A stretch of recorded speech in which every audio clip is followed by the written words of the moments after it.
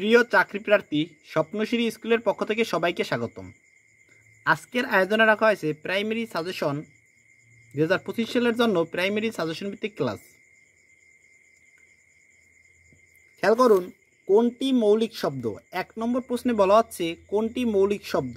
মনে রাখবেন, গোলাপ হচ্ছে একটি মৌলিক শব্দ। কি? গোলাপ। গোলাপ হচ্ছে একটি মৌলিক শব্দ। আসাদের শার্ট কবিতার লেখক কে? আসাদের শার্ট কবিতার লেখক শামসুর রহমান। বাগাড়ম্বর শব্দের সন্ধিবিচ্ছেদ বাক যোগ আড়ম্বর। কাক নিদ্রা শব্দটির অর্থ অগভীর সতর্ক নিদ্রা। দিনের আলো ও সন্ধ্যার আলোর মিলন একত্রে কি বলে? দিনের আলো ও সন্ধ্যার আলোর মিলন। দিনের আলো ও সন্ধ্যার আলোর মিলন এক কথায় বলে গোধূলি। বঙ্গবন্ধু শেখ মুজিবুর রহমান রচিত কারাগারের রোজনামচা এর গ্রন্থস্বত্ব কার লেখা? এর গ্রন্থস্বত্ব কার? এর গ্রন্থস্বত্ব হচ্ছে বঙ্গবন্ধু মেমোরিয়াল ট্রাস্ট। অর্বাচীন শব্দের বিপরীত শব্দ কোনটি? অর্বাচীন শব্দের বিপরীত শব্দ হচ্ছে প্রাচীন। এরপরে খেয়াল করুন, বাকযন্ত্রের অংশ কোনটি? বাকযন্ত্রের অংশ হচ্ছে স্বরযন্ত্র, দাঁত, ফুসফুস। সব কয়টি? মাটির ময়না চলচ্চিত্রের নির্মাতা তারেক মাসুদ। কোন ক্ষেত্রে বিভক্তির প্রয়োজন হয়? কারকের ক্ষেত্রে বিভক্তির প্রয়োজন হয়। মুক্তিযুদ্ধের পটভূমিতে রচিত কাব্যগ্রন্থ কোনটি? মুক্তিযুদ্ধের পটভূমিতে রচিত কাব্যগ্রন্থ হচ্ছে বন্দি শিবির থেকে। সাহিত্যিক মীর মশাররফ হোসেন এর জন্মস্থান কোথায়? মীর মশাররফ হোসেনের জন্মস্থান কুষ্টিয়া। দেশি শব্দ নয় কোনটি? দেশি শব্দ নয় ঝিঙ্গা, অন্যদিকে মাছি, এ দুটি দেশি শব্দ নয়। পেন থ্রু দ্য লাইন এর সঠিক অনুবাদ লাইনটি কেটে দাও।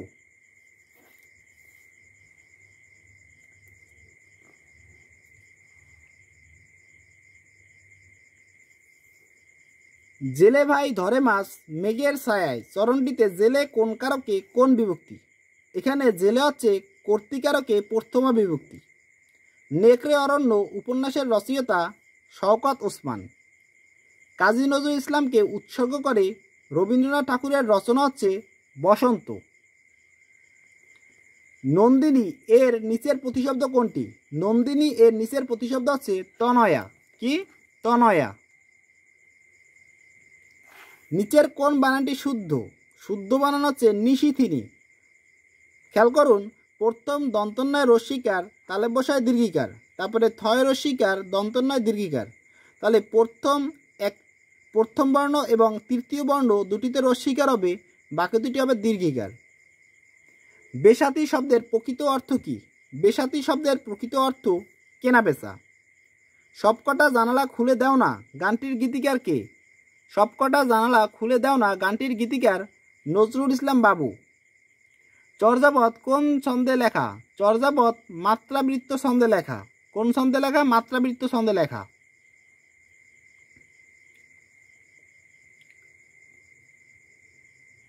সাহিত্যিক শওকত ওসমানের প্রকৃত নাম শেখ আজিজুর রহমান। চাঁদ মুখ এর ব্যাসবাক্য কোনটি? চাঁদ মুখ এর ব্যাসবাক্য হচ্ছে চাঁদের মতো দেখতে মুখ। এটি হচ্ছে একটি উপমিত কর্মধারয় সমাস। শব্দের ক্ষুদ্রতম অংশকে বলা হয় ধ্বনি। শব্দের ক্ষুদ্রতম অংশকে কি বলা হয়? ধ্বনি বলা হয়।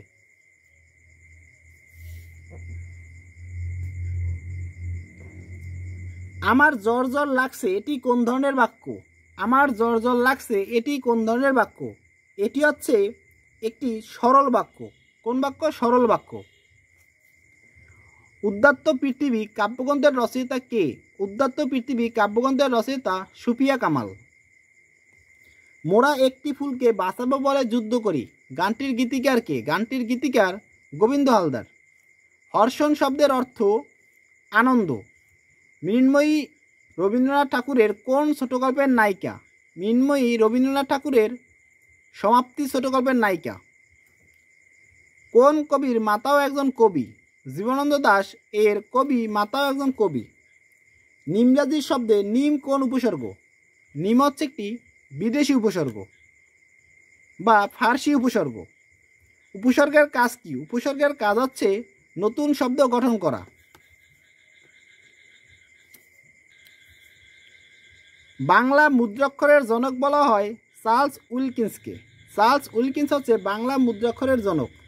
দুটি বাক্যের মধ্যে অর্থের সম্বন্ধ থাকলে কোন বিরাম চিহ্ন বসবে? দুটি বাক্যের মধ্যে অর্থের সম্বন্ধ থাকলে সেমিকোলন বিরাম চিহ্ন বসবে।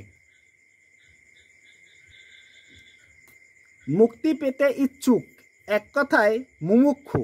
মুমুক্ষু বানানটি খেয়াল রাখবেন, তিনটা হবে রস্যুকার। নিচের কোনটি শরৎ সাহিত্যের চরিত্র নয়? শরৎ সাহিত্যের চরিত্র নয় হচ্ছে সুরবালা।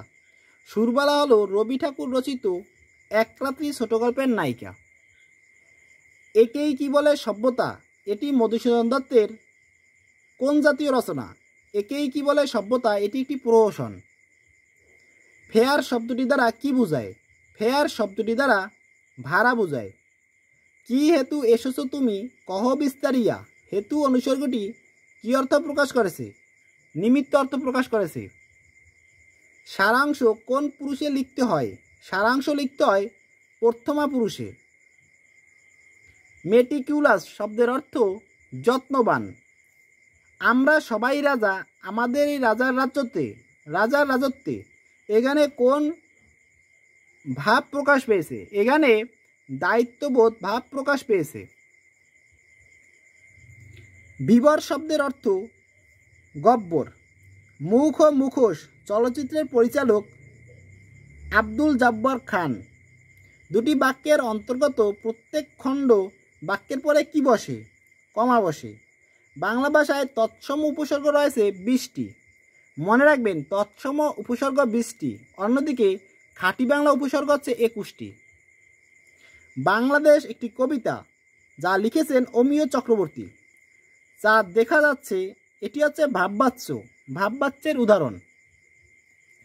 ফুল ফুটুক আর না ফুটুক আজ বসন্ত, এ উদ্ধৃতিটি কার? সুভাষ মুখোপাধ্যায়ের। চোরাবালি কাব্যগ্রন্থটির রচয়িতা বিষ্ণু দে। ব্যায়ামে শরীর ভালো থাকে, এই বাক্যে ব্যায়ামে কোন কারকে কোন বিভক্তি? ব্যায়ামে হচ্ছে করণ কারকে সপ্তমী বিভক্তি।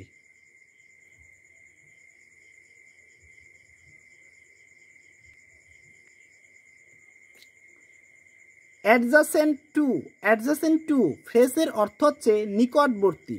বন্ধন শব্দের সঠিক অক্ষরবিন্যাস বন যোগ ধন। খ নম্বর উত্তর। পার্সোনাল এর বাংলা অর্থ কর্মীগণ। কোনটি সঠিক? এখানে সঠিক হচ্ছে বহিপীর। বহিপীর হচ্ছে একটি নাটক। খাতক শব্দের বিপরীত শব্দ মহাজন। মুষলধারে বৃষ্টি পড়ছে, এখানে বৃষ্টি শব্দটি কোন কর্তা? বৃষ্টি শব্দটি মুখ্য কর্তা। কাদো নদী কাদো এর রচয়িতা কে? কাদো নদী কাদো এর রচয়িতা হচ্ছে সৈয়দ ওয়ালিউল্লাহ। কে? সৈয়দ ওয়ালিউল্লাহ। রুডিমেন্টারি শব্দটির অর্থ প্রাথমিক। রুডিমেন্টারি শব্দটির অর্থ হচ্ছে প্রাথমিক। বাংলা সাহিত্যের কথা, এটি কার রচিত? বাংলা সাহিত্যের কথা এর লেখক হচ্ছে ডক্টর মোহাম্মদ শহীদুল্লাহ। বাংলা বর্ণমালায় মাত্রাহীন বর্ণের সংখ্যা কত?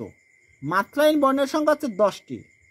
এখানে আপনারা একটা বিষয় মনে রাখবেন, মাত্রাহীন বর্ণ হচ্ছে 10টি, অর্ধমাত্রার সংখ্যা হচ্ছে 8টি, অন্যদিকে পূর্ণমাত্রা হচ্ছে 32টি। সোনালী কাবিন কাব্যের রচয়িতা কে? সোনালী কাব্যের রচয়িতা আল মাহমুদ। মনোহর শব্দটির সন্ধিবিচ্ছেদ মনোযোগ হর। অপশন গ উত্তর। ফরজেরি শব্দের বাংলা পরিভাষা জালিয়াতি। কি? জালিয়াতি। ষড়ঋতু কোন সমাস? ষড়ঋতু হচ্ছে দ্বিগু সমাস।